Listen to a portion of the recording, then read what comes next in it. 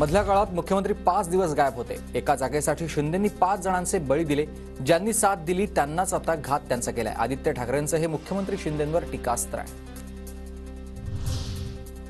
दुसऱ्याच्या घरात डोकावण्यापेक्षा आपल्या घरात काय जळतंय ते पाहावं। एकनाथ शिंदेंचा हा आदित्य ठाकरेंवर पलटवार आहे। तर ज्याची जी कुवत त्याप्रमाणेच त्यांनी वक्तव्य करावीत। श्रीकांत शिंदेंचं देखील उत्तर,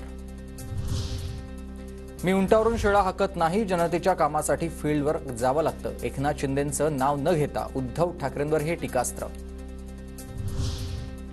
डॉक्टर नसलो तरी 1.5 वर्षांपूर्वी मोठं ऑपरेशन केलं, काही लोकांचे गळ्याचे पट्टे काढले। शिंदेंचं नाव न घेता उद्धव ठाकरेंना हटवला। तुमानेंनी मी सांगितलं निवडणूक लढवायची त्यांनी ते ऐकलंय। आता खासदारापेक्षा मोठा मान तुमाने यांना आपण देणार। एकनाथ शिंदेंचं रामटेकचे विद्यमान खासदार कृपाल तुमाने यांना आश्वासन।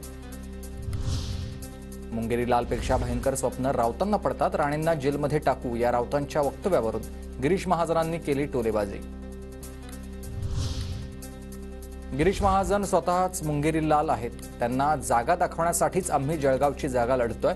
त्यांनी जळगावची लोकसभा वाचवावी असा राऊतांचा टोला। महाराष्ट्र सोडा, जळगावात येऊन बसा। जळगावमध्ये एका जागेचं 5 लाखाच्या वर लीड देणार। गिरीश महाजनांचं संजय राऊतांना चॅलेंज। तर तुमच्यापेक्षा तुमच्यासारखा घरकोंबडा नाहीये, घरात बसायचं आणि सकाळ झाली की बांग द्यायची। महाजनांचा राऊतांना हा टोला आहे। गुढीपाडव्याच्या मुहूर्तावर महाविकास आघाडीचं अधिकृतपणे जागा वाटप जाहीर होणार। नरिमन पॉइंटच्या शिवालय या कार्यालयात शरद पवार, उद्धव ठाकरे आणि नाना पटोलेंसह नेते एकत्र येत जागांची घोषणा करणार।